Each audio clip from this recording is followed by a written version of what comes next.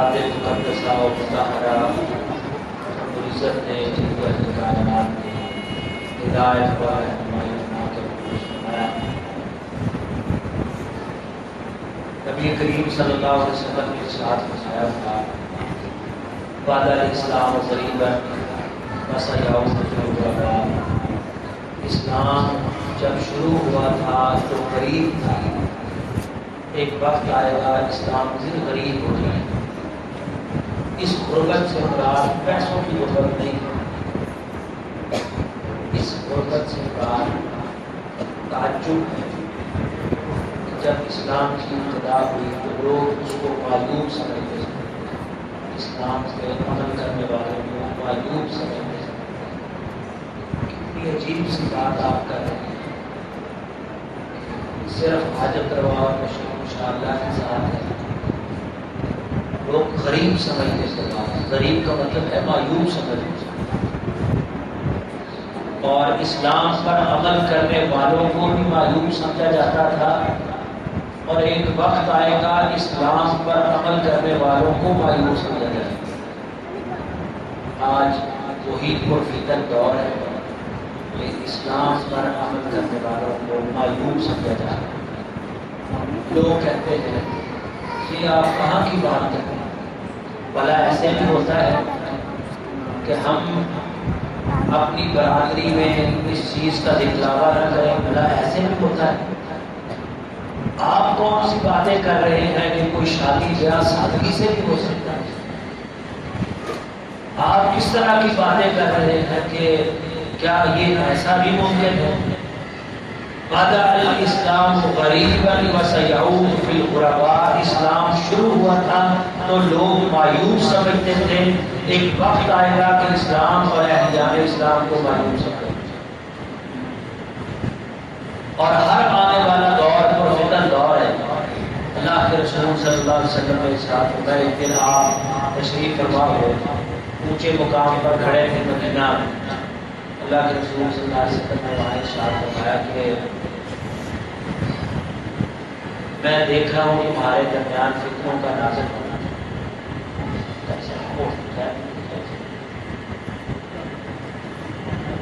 ضروری ہے کو معاوضہ کرتے ہیں.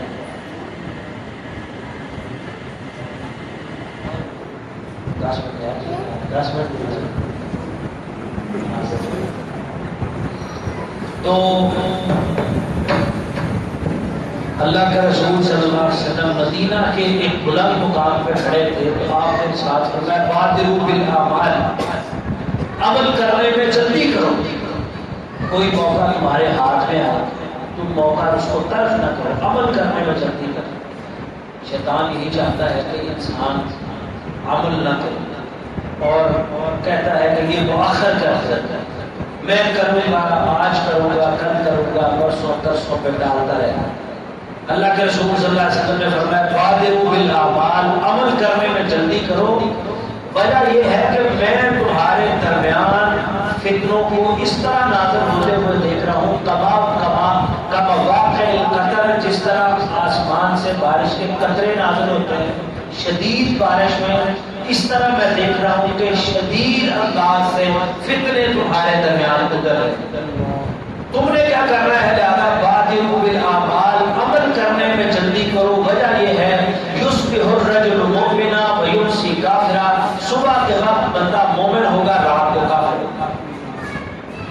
صبح ہے ایمان، رات وہی مومن وہی مسلمان. وہ کرتوت کر رہے ہیں کہ شاید کہ اس طرح اقبال نے کہا تھا وزا میں تم نصارا تمدن میں تم لوگ مسلمان، کہ جسے دیکھ کے شرمائے کرتے تھے. رات کو وہ کرتوت کر جاتا ہے کہ جس کا اسلام کے ساتھ سفر ہی نہیں. ہوتا کیا ہے ہمارے ہاں اتنا پرفتن دور چل رہا ہے. الامان والفیل. اللہ کے رسول صلی اللہ علیہ وسلم نے ارشاد فرمایا تھا کہ یصبح الرجل مؤمنا ویمسی کافرا. صبح مومن رات کافر. یبیع دینہ بعرض من الدنیا.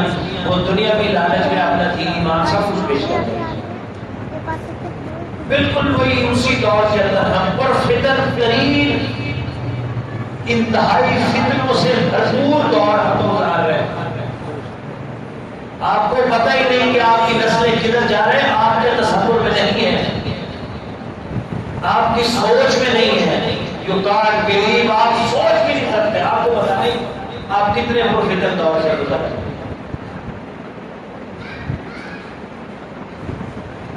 2-3 دن پہلے کی بات ہے، ایک بچی میرے پاس کالج میں، وہ تصویریں پورٹریٹ وغیرہ بناتے ہیں، ہاتھ سے تصویریں بناتے ہیں.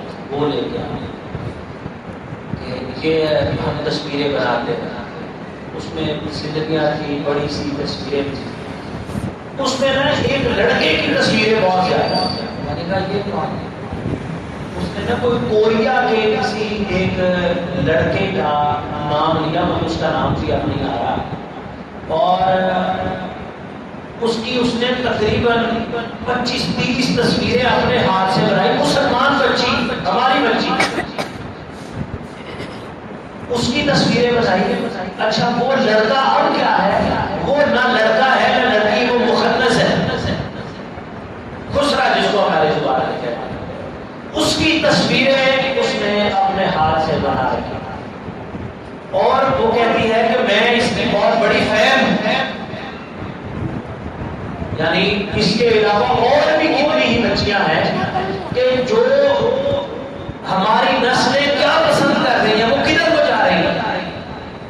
آپ سوچ نہیں سکتے، ہمیں پتہ ہی نہیں، آپ کے تصور میں نہیں.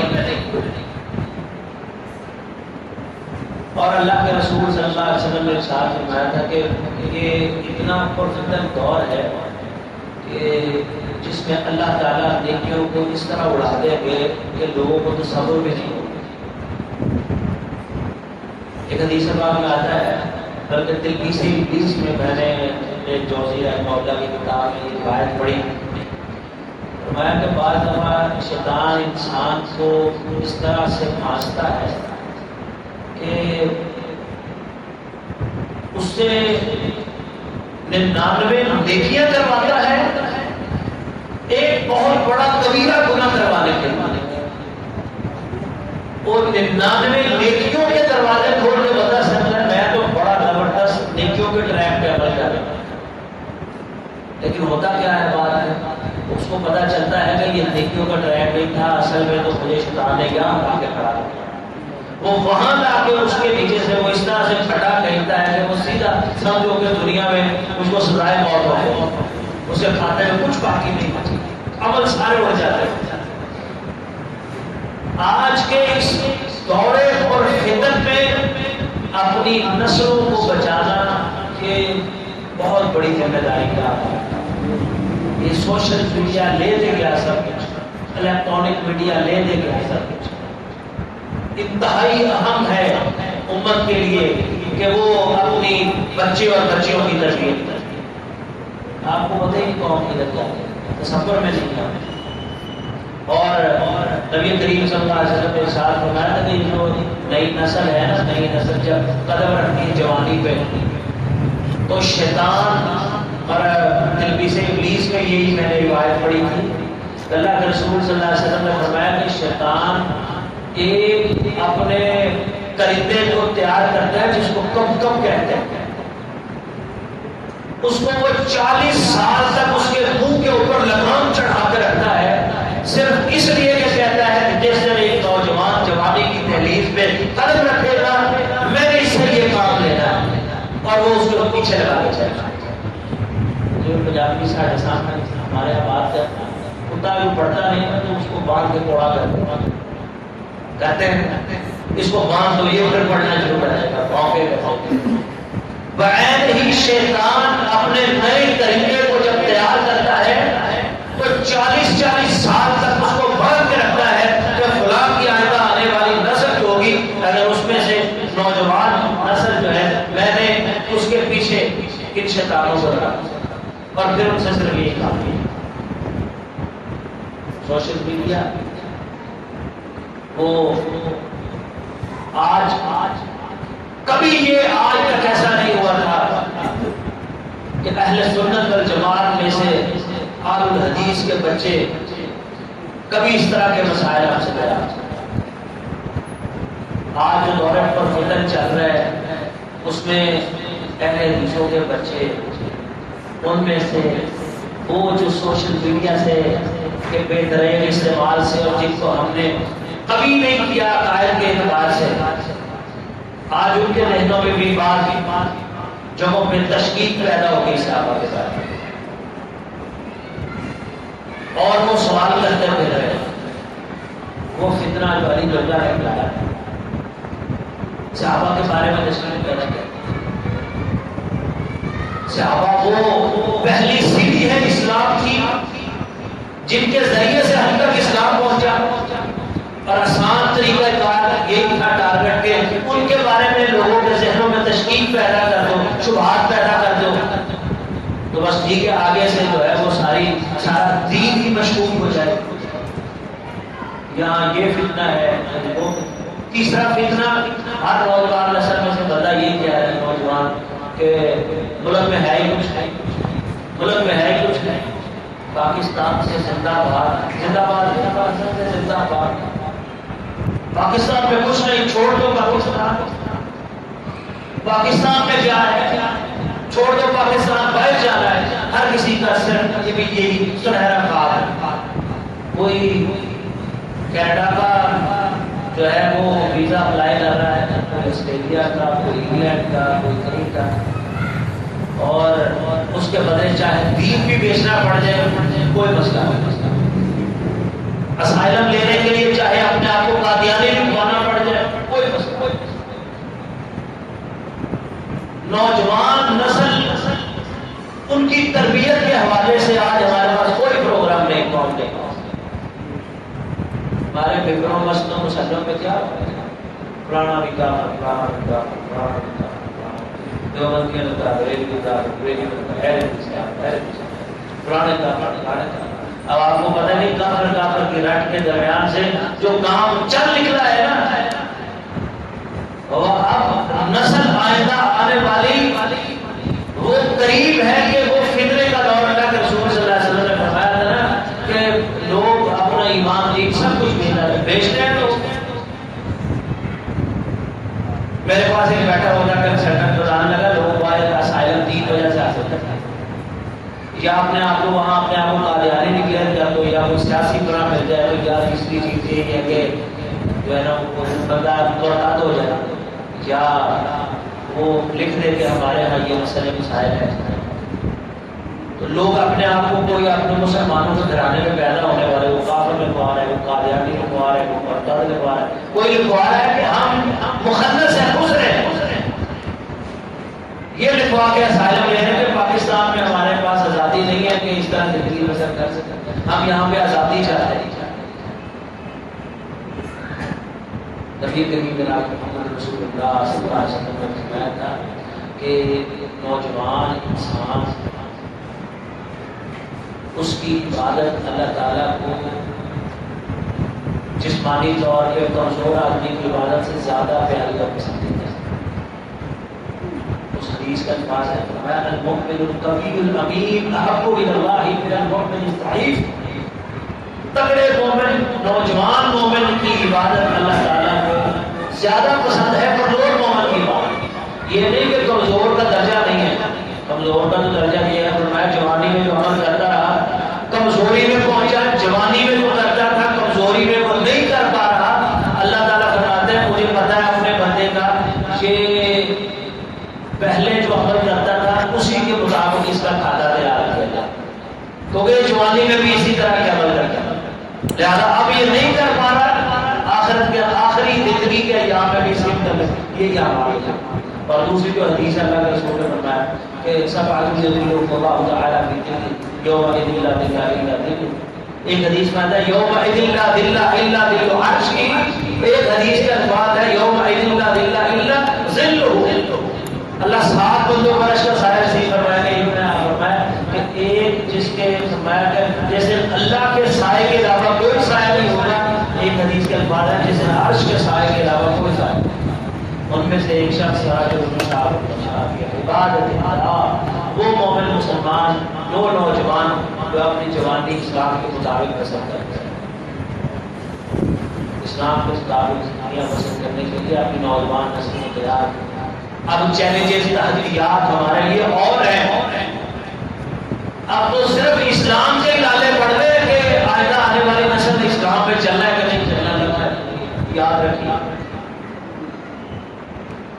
لوگوں کو نہیں پتا ہم نوجوان نسل کو ڈیل کرتے ہیں. ہمیں پتا ہے نوجوان نسل کیا چاہ رہے ہیں, کدھر جا رہے ہیں, کیا کیا چیلنجز ہیں. آپ ایک بار بچے کو جاتے ہوئے اپنے گھر کے, ہم جانتے ہیں 600-700 بچے کو روزانہ ڈیل کرتے ہیں, نوجوان لڑکے بھی ہیں, نوجوان لڑکے ہیں. ہمیں پتہ ہے اجتماعی طور پر نسل کو کیا پتہ ہے, ان کی ذہنی سطح کیا ہے, آج کل چیلنجز کیا ہے. یہ 20-25 سال تک یہ قوم کہاں تک کھڑی ہو, اسلام کی کیا اللہ کے رسول نے فرمایا کیا تیاری زبان, ایک وقت آئے گا لم یبقى من الاسلام کی گنجائش, ایک وقت آئے گا صرف اسلام کا نام باقی ہوگا. لم یبقى من القرآن الا رسم, قرآن کے الفاظ باقی رہتے ہیں. اور فرمایا کہ اللہ کے رسول صلی اللہ علیہ وسلم پھر وہ دور کیسا ہوتا ہے, فرمایا دور ایسا ہوگا تدا علیکم الامم, امتیں قومیں تمہارے اوپر اس طرح ٹوٹ پڑیں گے جس طرح بھوک کر کھانے کے ٹوٹ پڑے. کسی نے پوچھا تھا کہ اس کو نہیں یوم عید اللہ, اس دن تعداد میں تھوڑے ہوں گے, فرمایا نہیں بڑی تعداد ہوگی تمہاری, بڑی تعداد مسلمانوں کی بڑی تعداد, کوئی بڑی تعداد نہیں. پاکستان ہے, افغانستان ہے, بنگلہ دیش ہے, 60 کے قریب اسلامی ممالک ہیں اور بڑے تگڑے ملک ہیں. دنیا میں جتنی بڑی سہولتیں ساری مسلمانوں کے پاس, انرجی مسلمانوں کے پاس, تیل مسلمانوں کے پاس, گیس مسلمانوں کے پاس, بہترین نہری نظام پوری دنیا میں بہترین نہری نظام پاکستان میں, بیسٹ کیرل سسٹم ان دی ورلڈ, پوری دنیا کا سب سے بہترین نہری نظام پاکستان کے پاس. کوئی ایک ایسی نعمت نہیں ہے جس جو مسلمانوں کے پاس نہیں ہے, سارے اسلامی نظام.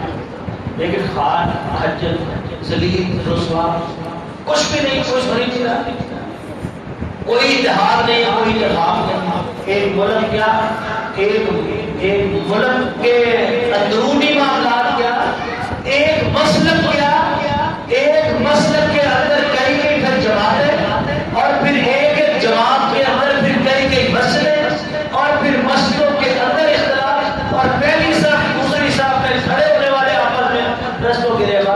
اللہ کے رسول نے فرمایا تھا صلی اللہ علیہ وسلم تم تعداد میں بہت زیادہ ہو گئے, لیکن تم خس و خاشاک کی طرح ہو گئے, جس طرح پانی کے اوپر یہ تنکے بہتے ہیں جن کی کوئی اوقات نہیں ہے, پانی ان کو جہاں مرضی بہا لے جائے, تو ان سے خس و خاشاک. پوچھا اللہ کے رسول پھر وجہ کیا ہوگی, پر میں اس کی مرکزی وجہ یہ ہوگی کہ تمہارے اندر واہن نہ جائے. اللہ کے رسول واہن کیا ہے, فرمایا واہن ہے حب دنیا, دنیا کی محبت تمہارے اندر ہو, موت سے نفرت, حب دنیا اور موت سے نفرت. اچھا صبح اٹھتے ہیں, اللہ کے رسول صلی اللہ علیہ وسلم ہم میں سے ہر بندہ جس کو دو لالے پڑے ہوئے روٹی بس مادیت پرستی. میں کہتا ہوں کبھی یہ جو آج کل ہماری قوم میں جو سوشل میڈیا پہ یہ جو آج کل لالا مچی ہوئی ہے کہ بس معاشی طور پہ بک گئے, خراب ہو گئے, مٹ گیا, بلند دبا ہو گیا, برباد ہو گیا, کچھ نہیں بچا, اب یہ ہو جائے گا, وہ ہو جائے گا, ملک ٹوٹ جائے گا, یہ ساری مادیت کی بات کرتے ہیں. کبھی کسی نے اس جذبے کے ساتھ دین کی بات نہیں کی ہے. اچھا جی غربت آ گئی, غربت آ گئی, غربت آ گئی, مارے گئے, ٹوٹ گئے, کمر ٹوٹ گئی, مہنگائی نے مار لیا. ایک سوال ہے کون سے, کیا ہماری مسجدوں میں فجر کی نماز میں رش پڑ گیا؟ وہی چٹی داڑیوں والے بابے 5 سال جو نمازیں پڑھنے آتے ہیں وہی ہے.